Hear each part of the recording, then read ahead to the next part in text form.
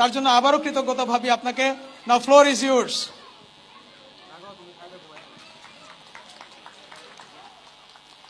আসসালামু আলাইকুম। এখানে যারা আছেন আপনাদের সবাইকে এই বিজয়ের মাসে বিজয় দিবসের বিজয়ী শুভেচ্ছা আপনাদের সবাইকে। এখান থেকে দাঁড়িয়ে সবাইকে দেখা যায় না, কারণ আলো সব আমার দিকে, ওই দিকটা অন্ধকার, তাই সবাইকে দেখতে পাচ্ছি না। আজকের এই সুন্দর একটি অনুষ্ঠানে এখানে যারা আমার সামনে উপস্থিত আছেন তারা সবাই আমার অত্যন্ত শ্রদ্ধেয়, সম্মানিত এবং স্নেহের। আমি আসলে বাকশূন্য, এত সুন্দর একটা অনুষ্ঠান দেখছিলাম। আমি এই পূর্ব ইসদায়ের যুব সংঘ, আমি তাদের এই কর্মকাণ্ডে বাকরুদ্ধ। আমার ওখানে বসে বসে মনে হচ্ছিল যে শুধু নারায়ণগঞ্জ নয়, সারা বাংলাদেশে প্রতিটি জেলায় প্রতিটি এলাকায় এই যুব সংঘ যদি থাকতো, এই বিজয় দিবসকে, এই স্বাধীনতাকে অন্তরে ধারণ করে এইভাবে সব বাঙালির সামনে উপস্থাপন করা, এ যদি সবার কাছে একটা কম্পিটিশনের মতো হতো, তাহলে তখনও বোধহয় এই পূর্ব ইসদায়ের যুব সংঘ ফার্স্ট হতো। কিন্তু সেটা নাই, অতি দুঃখের বিষয় আমাদের। এই অনুষ্ঠানটি দেখছিলাম আর বারবার মনে হচ্ছিল, কে বলে সঠিক বাঙালি নাই, কে বলে সুনাগরিক নাই, কে বলে দেশপ্রেম নাই, কে বলে মুক্তিযোদ্ধাদের ভুলে যেতে বসেছি আমরা। কখনোই না। এই পূর্ব ইসদায়ের যুব সংঘে আসলে বারবার একটা কথা উঠে আসছিল যে আমার ঢাকায় যাবার তাড়া আছে। হ্যাঁ, একটু আছে, যে বসুন্ধরায় যেতে হবে। আমি সাধারণত এত রাতে কখনো কোনো অনুষ্ঠানে যাই না, কিন্তু আমি তাদের কাছে, তাদের এই অনুষ্ঠানে গত বছর যখন এসেছিলাম এবং এভাবে এত কর্ডিয়ালি, এত আন্তরিকভাবে, এবারও যখন তারা আমাকে বলল, আমি এই 16ই ডিসেম্বরের এবারে কোনো প্রোগ্রাম রাখিনি, কিন্তু তাদেরকে আমি মানা করিনি।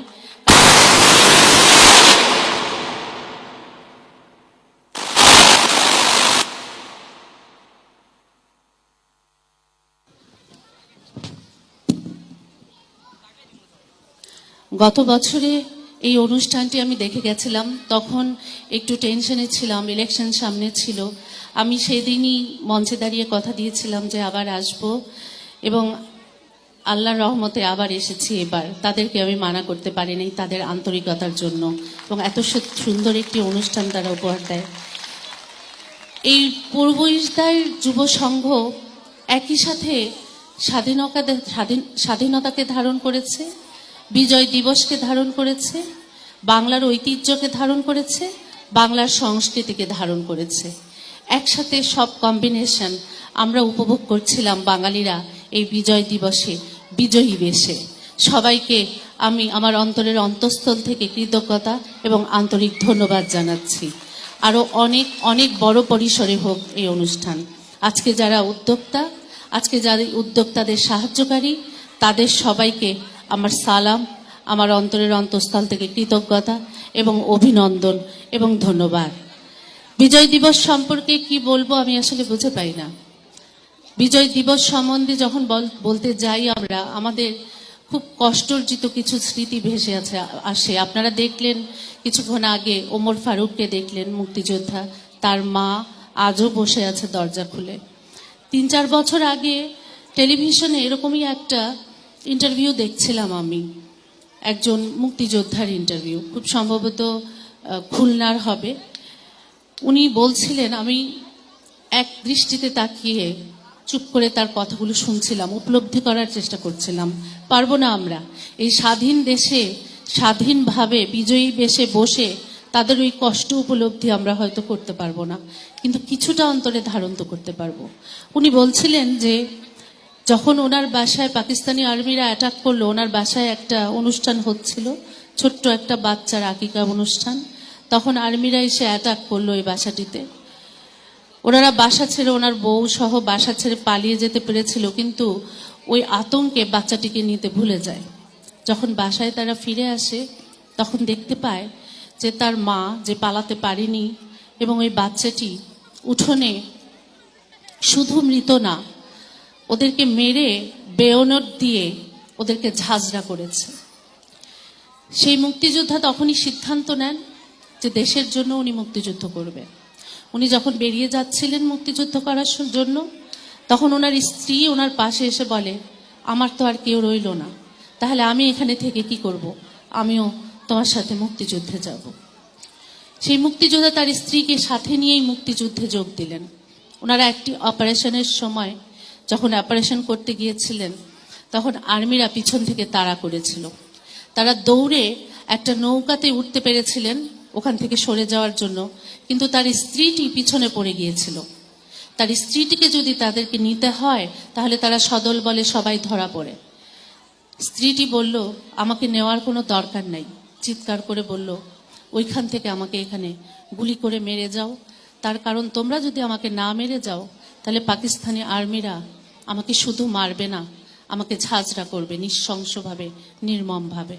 সেই স্বামীটি সেদিন বাধ্য হয়েছিল ওই স্ত্রীকে গুলি করতে। শুনতে গল্পের মতো শোনায়, কিন্তু আসল ঘটনা, সত্যি ঘটনা, যে এই ঘটনার নায়ক তার মুখের ঘটনা, মুখ থেকে শোনা।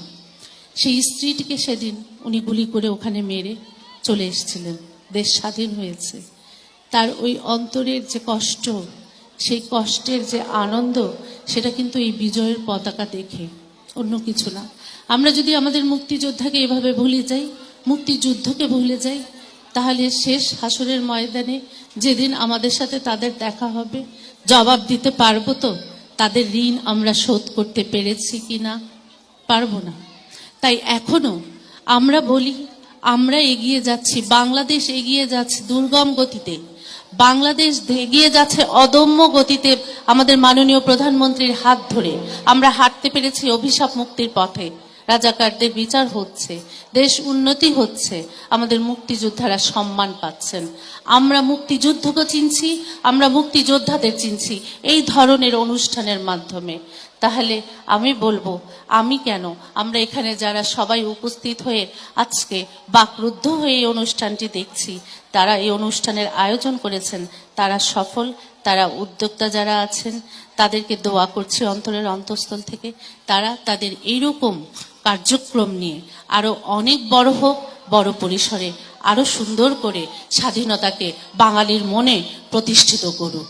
নিশ্চয়ই বাংলাদেশের স্বাধীনতা সবার মনের মধ্যে বসবে, উপলব্ধি করবে, সফল হবে। আমরা স্বাধীনতার মূল্যবোধকে অন্তরে ধারণ করে আমাদের মুক্তিযোদ্ধাদের ঋণ শোধের পথে হাঁটতে পারবো। আমরা একটু আগে দেখলাম যে এখানে, আমি ওকে রিমাই বলছি, রিমা বলে গেল যে পজিটিভ থিঙ্কিং, যেটা একবারই সবকিছু হয় না, একটু একটু করে বাড়ে। আমি খুব মনোযোগ দিয়ে দেখছিলাম ওর বেড়ে ওঠা। আমার মনে হয় যারা পজিটিভ চিন্তা ভাবনা নিয়ে বাড়ে, স্বয়ং আল্লাহ তাআলা তাদেরকে সাহায্য করেন। একটা ছোট্ট ঘটনা আপনাদেরকে বলছি। 1986 সনে আমেরিকার বোস্টনে একজন ফাঁসির আসামিকে তার ফাঁসির সাজা শোনানো হলো।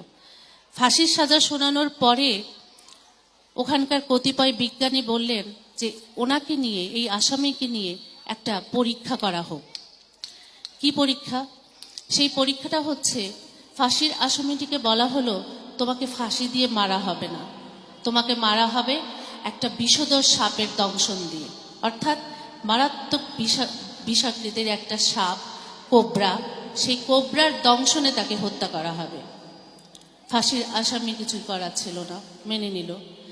নির্দিষ্ট সময়ে একটা চেয়ারে তাকে হাত পা বেঁধে বসানো হলো, তার চোখ বাঁধা হলো, এবং তার চোখ বাঁধার পরে কোবরা সাপের পরিবর্তে 2টা সেফটি পিন দিয়ে তার পায়ে দংশন করানো হলো। অর্থাৎ সেফটি পিন তার পায়ে ফুটানো হলো, যেখানে কোনো বিষ ছিল না। তার ফলে কয়েক সেকেন্ডের মধ্যেই কয়েদিটির মৃত্যু হলো। এখন প্রশ্ন হলো, কিভাবে এই কয়েদিটির মৃত্যু হলো? ওখানে তো বিষ ছিল না, তাহলে এই বিষক্রিয়ায় সে মারা গেল কি করে? পোস্টমর্টম করে দেখা গেল সেই ব্যক্তিটির রক্তের সাথে সাপের সেই তীব্র বিষ পাওয়া গেছে। প্রশ্ন হচ্ছে, কি করে সেই বিষ তার শরীরে ঢুকলো? পরীক্ষা করে দেখা গেল যে এই বিষ তার শরীর নিজে নিজে তৈরি করেছে। আমরা যে সংকল্প করি, কল্পনা করি, এই কল্পনা কিন্তু পজিটিভ এবং নেগেটিভ এনার্জি তৈরি করে। এই পজিটিভ নেগেটিভ এনার্জির থেকে কিন্তু আমাদের হরমোন উৎপাদন হয়। 75% রোগের খারাপ রোগের মূল কারণ হচ্ছে আমাদের নেগেটিভ চিন্তাধারা। মানুষের চিন্তা শক্তি দিয়ে সে ভস্মাসুর হয়ে কিন্তু নিজ প্রজাতিকে সে আজকে বিনাশ করছে। তাই আমাদের পজিটিভ চিন্তাধারা নিয়ে আমাদের থেমে থাকলে হবে না।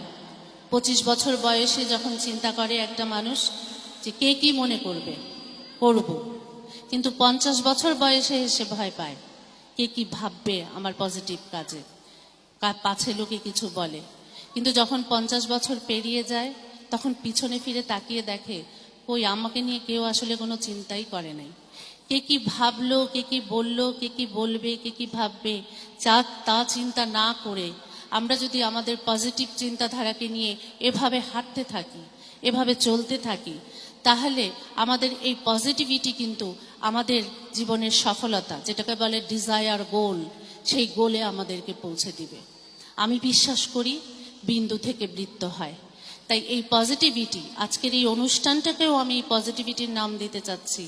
এই পজিটিভিটি যাদের মনের মধ্যে থাকবে, যারা এগিয়ে যাবে এই পজিটিভিটি নিয়ে, সফলতা তাদের আসবে, সাহায্য করবেন স্বয়ং আল্লাহ। আপনাদের সবাইকে আমি আমার অন্তরের অন্তঃস্থল থেকে কৃতজ্ঞতা জানাচ্ছি।